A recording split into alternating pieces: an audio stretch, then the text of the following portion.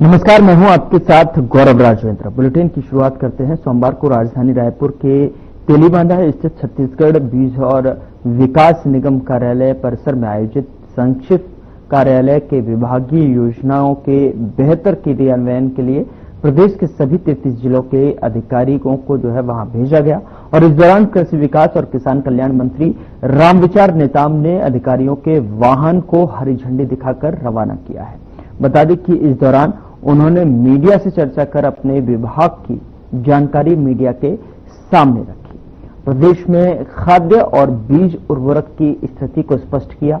वहीं रामविचार नेताम ने कांग्रेस की तरफ से किसानों की परेशानियों पर उठाए गए सवाल पर कहा कि किसानों की खेत तक जाने दीजिए और हम किसानों को कोई समस्या नहीं आने देंगे। आज आपके बीच में मैं अपने विभाग के बारे में कुछ संक्षेप में कुछ जानकारी देना चाहूंगा।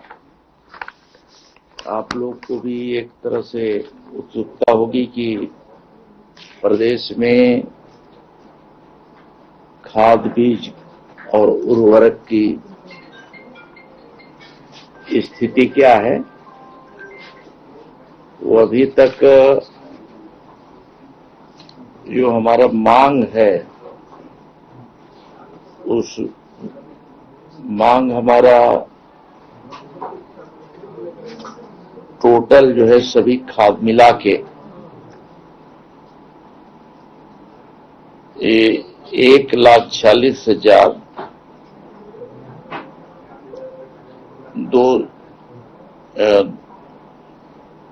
14,62,000 मीट्रिक टन इतना सभी खाद मिला के है, जिसमें कि यूरिया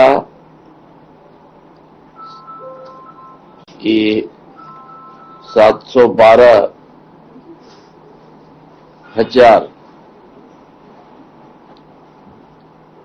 मीट्रिक टन, डीएपी हमारे पास जो मांग है वो 310,000 मीट्रिक टन और 60,000 एमओपी होता है। इसी प्रकार से एनपीके 18 लाख मीट्रिक टन, 18,000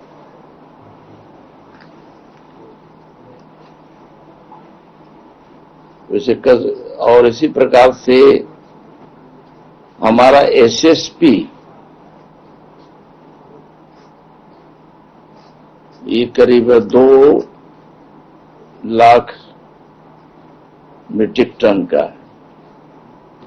कुल योग जो मांग है ये 1,46,200 मीट्रिक टन का है। 1462 है।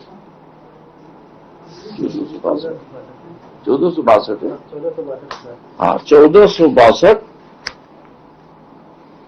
लाख लाख है ना, 1462,000 ये मीट्रिक टन इतना हमारा टोटल मांग है। उसके अगेंस्ट में हमारी जो आपूर्ति है उसमें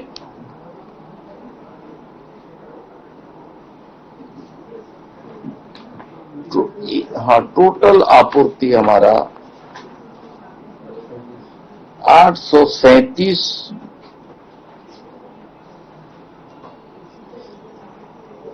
लाख है ना, 8,37,968 इतना मीट्रिक टन हमारे आपूर्ति है। हम कह सकते हैं कि हमारा जो मांग है ये 14 लाख 62,000 मीट्रिक टन के अगेंस्ट में 8,37,000 उपलब्ध है।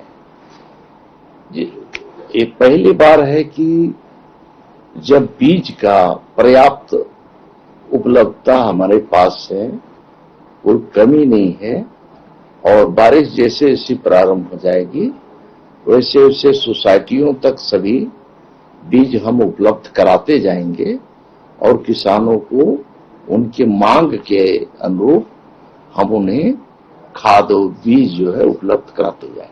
नहीं, निश्चित ही वो जैसे देखिए होता क्या है कि अब शुरुआत हो गई, बारिश का चालू हो गया, खेती किसानी जैसे बढ़ता है वैसे जो है हमारा आवक भी वहां पे बढ़ना शुरू हो जाएगा।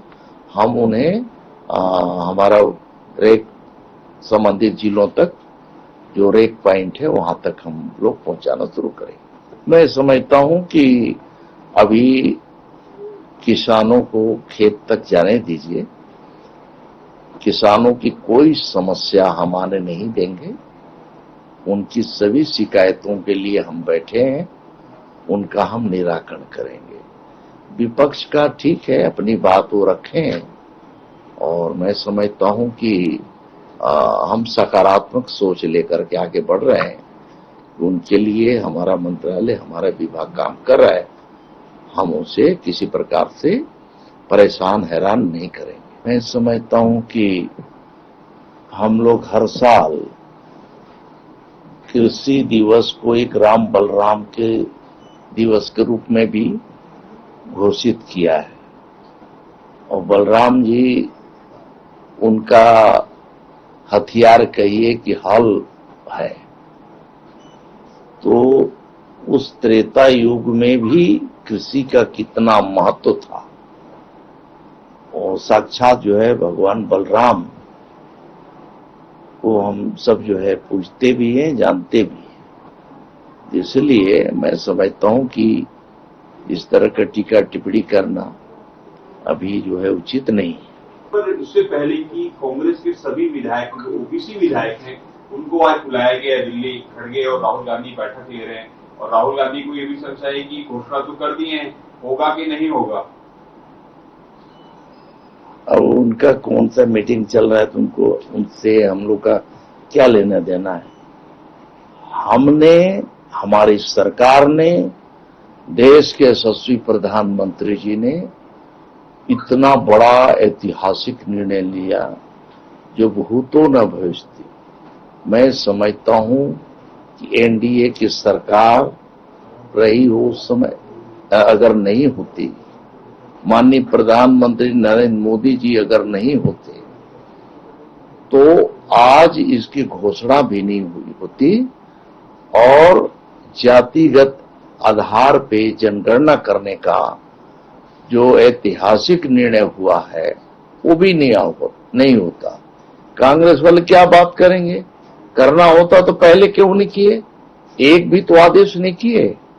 तो इसलिए वो सब राजनीति के लिए इस तरह से बकवास करते, बात करते हैं। मैं समझता हूं कि तथ्यात्मक रूप से अगर बात करें, सबको दिखाई दे रहा है कि प्रधानमंत्री जी ने देश के सामने इस बात को रखा है और घोषणा किया है कि अगला जो हमारा जनगणना होगा वो जातीय आधार पे सभी का, एक एक समाज, एक एक जाति का क्या आंकड़ा है, कितनी जनसंख्या है, किस गांव में, नगर में, वार्ड में, वो सभी जानकारी आ जाए।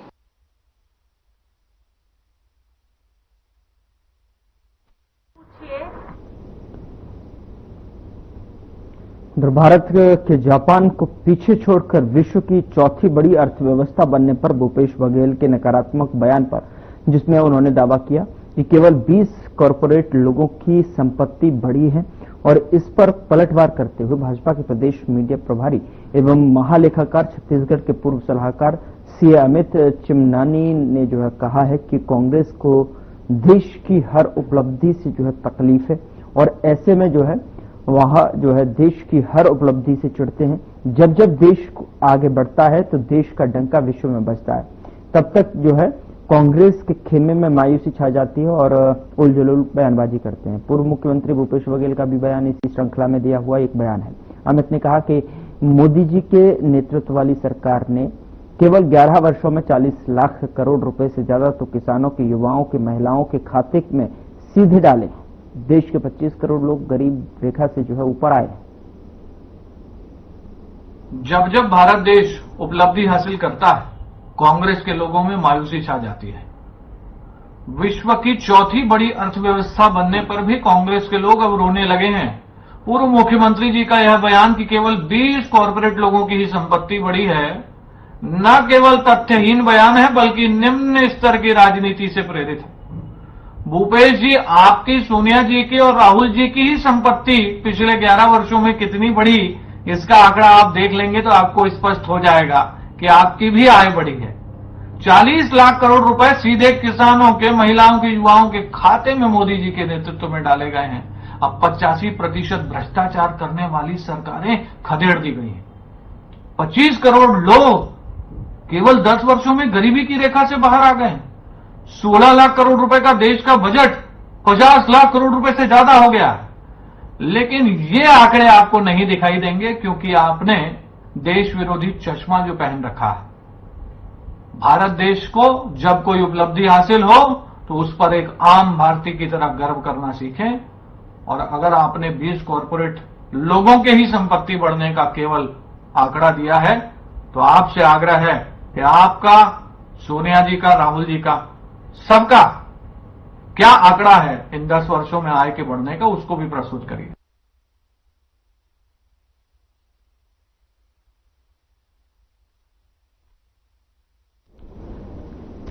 आस्था और परंपरा का संगम लिए वट सावित्री व्रत 26 मई को श्रद्धा और भक्ति के साथ मनाया जाएगा। श्रेष्ठ कृष्ण अमावस्या को मनाए जाने वाला यह पर्व विवाहित महिलाओं के लिए विशेष महत्व रखता है। इस दिन जो है व्रती महिलाएं पति की लंबी उम्र और अखंड सौभाग्य के लिए बरगद की पूजा करती हैं। बता दें कि वट सावित्री का पर्व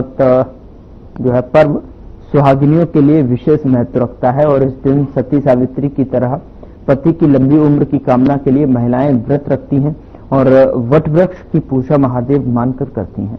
मान्यता है कि इस दिन सावित्री ने यमराज से जो है अपने पति सत्यवान के प्राण वापस लिए थे। ज्येष्ठ माह के अमावस्या तिथि को यह पर्व हर वर्ष सुहागिनों द्वारा जो है मनाया जाता है, इसलिए सुहागिनों द्वारा सोमवार को ही व्रत सावित्री की पूजा विधि विधान से किया जाएगा।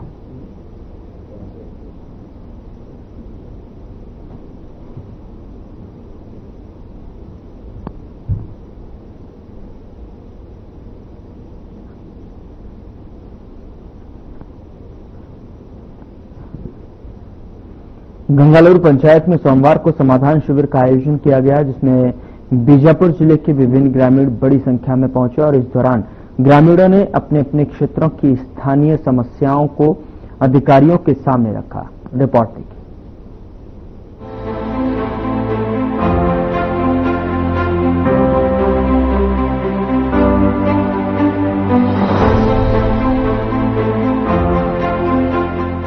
सोमवार को समाधान शिविर का आयोजन किया गया। बीजापुर जिले से बड़ी संख्या में ग्रामीण पहुंचे, जहां उन्होंने अपने अपने क्षेत्रों की स्थानीय समस्याओं से अधिकारियों को अवगत कराया। शिविर में मौजूद एसडीएम जागेश्वर कौशल ने बताया कि सुशासन सेवर अभियान के तहत अब तक मिले अधिकांश आवेदनों का निराकरण किया जा चुका है।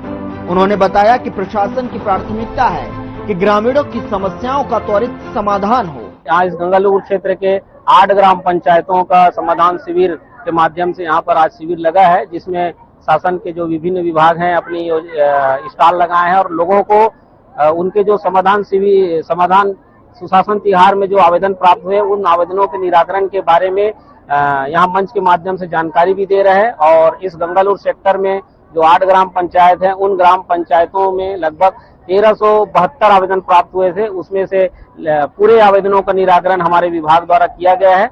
और यहाँ चूंकि ये क्षेत्र नियत निर्णय से चयनित क्षेत्र है, तो इन क्षेत्रों में विकास की जो योजना है इस सेचुरेशन का काम हमारे विभाग वाले लगातार भी कर रहे हैं और इनके लिए हमने कार्य योजना भी बनाई हुई है। अलग अलग तारीखों में अलग अलग कार्य योजना है, उन कार्य योजनाओं के जो एसओपी आई है शासन की तरफ से, उस एसओपी के आधार पर यहाँ पर विभागीय योजनाओं की सैचुरेशन का कार्य किया जा रहा है। ये बहुत ही अच्छा संदेश है कि लोगों का जो प्रशासन के ऊपर विश्वास है, और आप देख सकते हैं आज गंगालूर में जो शिविर में हमारे दूर दूर के जो ग्राम पंचायत हैं, वहाँ के ग्रामीण लगातार आए हुए हैं और बहुत ही अच्छी संख्या में भीड़ है, और ये हमारे अच्छा संदेश भी है। और हम चाहते हैं कि हमारा लोगों का प्रशासन के ऊपर विश्वास इसी प्रकार से हम बनाएं। हम विभागीय सभी कर्मचारियों से भी मेरा आग्रह हमेशा मैं इस मंच के माध्यम से कर रहा हूं कि जो शासन की योजनाएं हैं उनको हम अधिक से अधिक उन लोगों तक के पहुंचाएं, ताकि लोगों में जो प्रशासन का जन विश्वास है वो कायम रहे। इस मौके पर बीजेपी के अध्यक्ष घासीराम नाग ने कहा कि पहले ये क्षेत्र नक्सल प्रभावित था, जिसके कारण लोग अपनी मांगों को लेकर सामने नहीं आते थे, लेकिन अब बड़ी संख्या में ग्रामीण अपनी समस्याएं लेकर समाधान शिविर में पहुंच रहे हैं। ये सकारात्मक बदलाव का संकेत है। सरकार बनने के बाद पहला सुशासन समाधान शिविर था। इस क्षेत्र में पहले से ही लोगों का आना जाना बंद था, लेकिन आज पहली बार यहाँ आने के बाद जो जनसैलाब मुझे दिखा, इससे मुझे एहसास हो रहा है कि इस क्षेत्र में भी खुशहाली आएगी। आज लगभग 30% समस्याओं का समाधान यहाँ तत्काल किया गया, और कुछ समस्याएं हैं जो स्थानीय स्थल परिवर्तन जांच करने के बाद उनका भी समाधानों का समाधान किया जाएगा। मैंने एसडीएम साहब से इस संबंध में चर्चा किया, उन्होंने आश्वासन दिया जितने भी समस्याओं को लेकर के ग्रामीण आए हैं, कहीं न कहीं उन समस्याओं का समाधान आज नहीं तो हम कल करेंगे। आज से 45 दिनों के बाद पुनः जो आवेदन किए उनके घरों में प्रशासन के कर्मचारी जाएंगे और वो समस्या समाधान हुआ कि नहीं हुआ ये उन तक पहुंचाएंगे, ऐसा एसडीएम साहब का कहना था।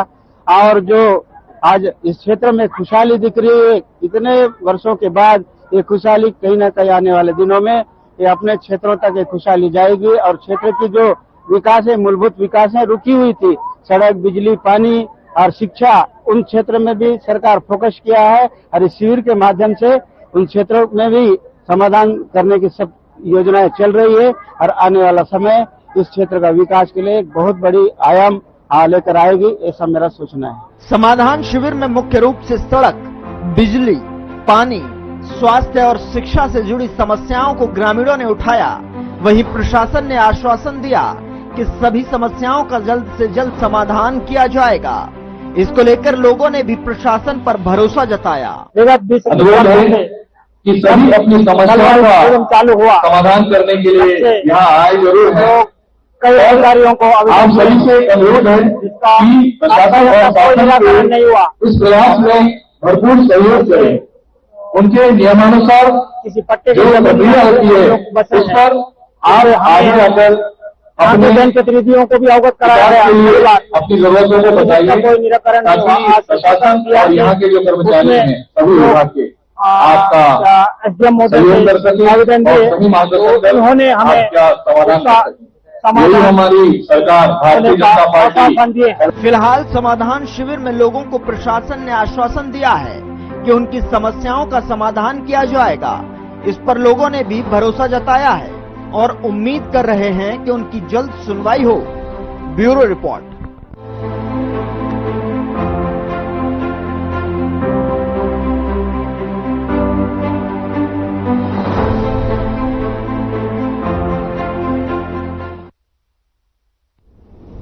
कबीरधाम जिले के बोडला ब्लॉक में मुख्यमंत्री ग्रामीण सड़क योजना में भारी अनियमितताएं सामने आई हैं, और बता दें कि जो है दियाबाद से बाददो तक जो है 3 किलोमीटर सड़क निर्माण में रिटर्निंग वाल के काम में रेत की जगह डस्ट मिक्स मटेरियल इस्तेमाल किया जा रहा है। इससे ग्रामीणों में नाराजगी है। लोगों का कहना है कि ठेकेदार और इंजीनियर की मिलीभगत से घटिया काम हो रहा है और विभाग लापरवाह अधिकारियों के भरोसे चल रहा है।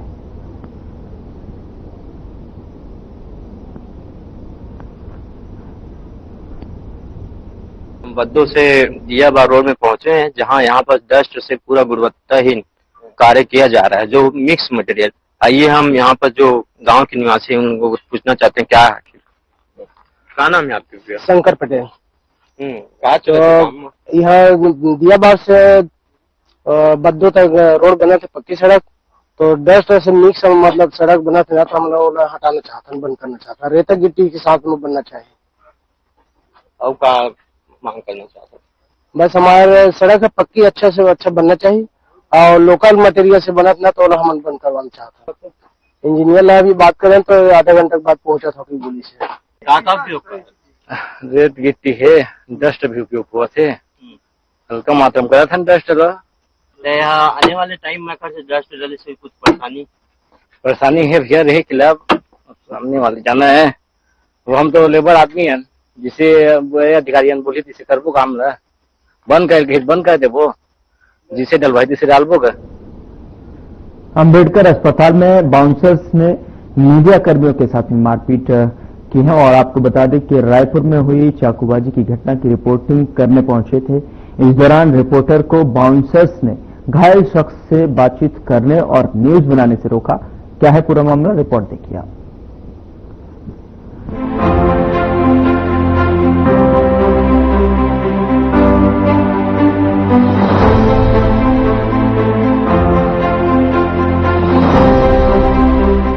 रिपोर्टर्स को चाकूबाजी से पीड़ित वर्ग की रिपोर्टिंग करने से रोका गया। विवाद तब बढ़ा जब अस्पताल में बाउंसर सप्लाई करने वाली एजेंसी का संचालक वसीम बाबू पिस्तौल लेकर अस्पताल पहुंचा। वसीम अपने 3 बाउंसरों के साथ मिलकर पत्रकारों को धमकाने लगा। पुलिस की मौजूदगी में उसने महिला सुरक्षा कर्मियों को अस्पताल के गेट से बाहर निकालकर पत्रकारों की ओर धकेलना शुरू किया। अस्पताल के गेट पर ही पुलिस ने रिपोर्टर्स को रोका। इसमें हमने गंभीर धाराओं के तहत मुकदमा दर्ज किया है। 2 एफआईआर हुए हैं, क्योंकि एक पत्रकार वहां साथी गए हुए थे, उनके साथ बदसलूकी की गई, मारपीट की गई, धक्का मुक्की की गई। इसमें एक एफआईआर किया गया है। दूसरा एफआईआर जब उनके साथी दौरान वहां आए और उनसे बातचीत जब कर रहे थे, उसी दौरान उनका जो वसीम है, जो उनका लीडर है, वो वहां पर पहुंच गया और उनसे मारपीट कर धक्का मुक्की करके बंदूक ताना गया था और इस पर संबंधित धाराओं के तहत मुकदमा दर्ज किया गया है और इनको गिरफ्तार करके माननीय न्यायालय में पेश किया गया है।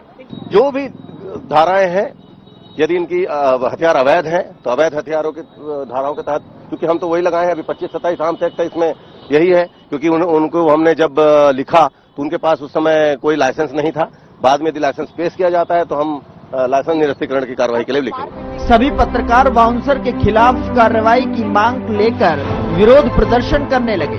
लगभग 3 घंटे बीत जाने के बावजूद भी कोई कार्रवाई न होती देख सभी पत्रकारों ने मुख्यमंत्री आवास का घेराव कर इसके विरोध में राजधानी रायपुर के प्रिंट और इलेक्ट्रॉनिक मीडिया के पत्रकार साथी अपराधियों के ऊपर कठोर कार्रवाई करने के लिए देर रात मुख्यमंत्री निवास के दरवाजे पर धरना देकर बैठ गए थे।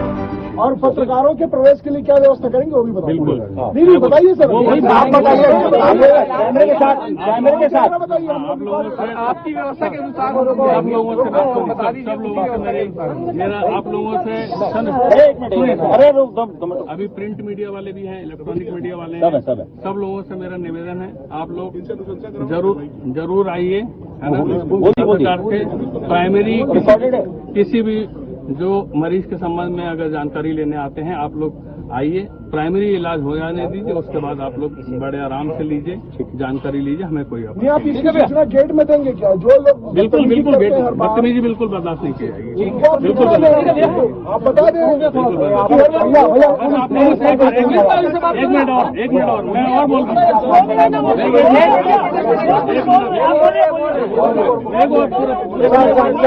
मैं आप लोगों के मेरा निवेदन भी है आप लोगों से कि निवेदन है, आप लोग खुद अगर आते हैं, आपकी ऐसी घटना होती है, परिजन आते हैं, आप 2 परिजन को बाहर गेट पे ले जाएं, आराम से उसकी जानकारी ले लें, प्राइमरी मैनेजमेंट हो जाने दीजिए। फिर आपका मरीज का भी संबंध इलाज, अगर डॉक्टर जैसे हमारी पुलिस बयान लेने आती है डॉक्टर के पास में कि संबंधित मरीज बयान देने के लायक है कि नहीं है, तो डॉक्टर अगर लिखता है कि अगर वो देने लायक है तो लिखते हैं कि हाँ देने लायक है, नहीं देने लायक तो नहीं देते। आप एक चीज ये भी कर लीजिए और उसके बाद पूरा बयान लीजिए। बगैर घटना के भी रिपोर्टिंग करने के बाद जाते हैं बिना घटना अपराध की घटना का विषय नहीं है, चाहे आप भी बात करते हैं। नहीं अपराध की वाली खबरें जो है केवल रिपोर्टिंग करने व्यवस्था की दिखाने पर हम आपको और बताना चाहूंगा कि हम आपकी कोई भी नेगेटिव न्यूज को हम उसको पॉजिटिव लेते हैं कि अगर हमारी आपको कमी बता रहे हैं हम उसको कभी बुरा नहीं मानते। हम उसके लिए बाकायदा हम उसके ऊपर आपकी न्यूज आ जाती है, ये मेरा ग्रुप है मेरे पास, मैं PRO को बोल के रखा किसी भी न्यूज चैनल में किसी पेपर में अगर ऐसी कोई भी हमारे नेगेटिव न्यूज आई है हमारे मेरी बात तो वर्ड तो अगर आती है तो उसमें हमको संज्ञान लेके स्वतः खुद कार्रवाई करनी। इसलिए क्योंकि हमको अगर आप लोग कोई बता देते, जैसे कल मैं बता रहा हूँ किससे बात हुई है, वो बोले कि पेंशनर को दवाई मिलने में 15 दिन का लग रहा है। आप तुरंत तत्काल ये देखिए मैसेज HOD से लेकर सारे लोग बिल्कुल आप लोग हमको कई बार हमारे नीचे लेवल के स्टाफ नहीं बता रहा है।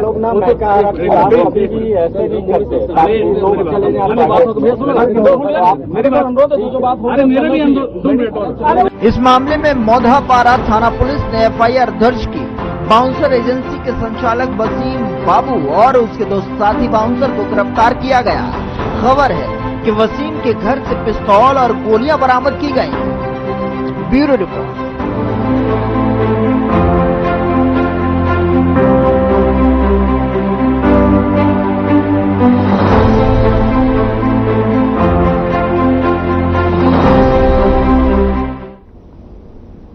कबीरधाम जिले के बोडला विकास खंड के ग्राम पंचायत मानिकपुर गांव के समरूपारा के लोग इन दिनों बिजली विभाग की लापरवाही के चलते अंधेरे में रहने को मजबूर है। बिजली विभाग ने बीते 6 दिनों से मोहल्ले वासियों के लाइट काट दिया। आज कल रोज लगातार बारिश हो रही है। जहरीले जीव जंतु बिल से निकलकर सीधे घर में घुस रहे हैं।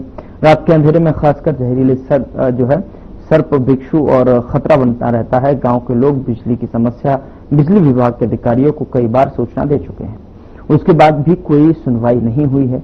और यही नहीं, ग्रामीण अपने क्षेत्र के जनप्रतिनिधियों को भी बिजली गुल की समस्या का अवगत करा चुके हैं, उसके बाद भी कोई भी प्रकार की सुनवाई नहीं हुई है। लिहाजा ग्रामीण अंधेरे में ही रहने को मजबूर हैं, जबकि बिजली बिल रीडिंग से अधिक आ रहा है। समरूपारा के लोग ज्यादातर रोजी रोटी मजदूरी कर अपना जीवन यापन करते हैं और उसके बाद भी बिजली बिल पे कर रहे हैं। और आपको बता दें कि अफसोस कि इनको बिजली मुहैया नहीं हो पा रही है। अब इनकी समस्या का समाधान कौन करेगा? लाइन कटे है। अब हम काम बूता वाले मन थे, आथन तरात मुंझार हो जाते, खाना पीना बनाए बर, पानी की समस्या, लाइन के समस्या, कमा खुद के बिजली बिल एमा गाँव लाइन में हमला देवा, खा लाइन में मत देवा।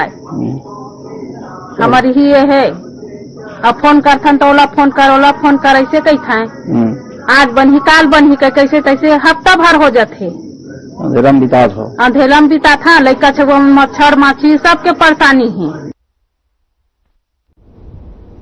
फिलहाल बुलेटिन में इतना ही। नमस्कार।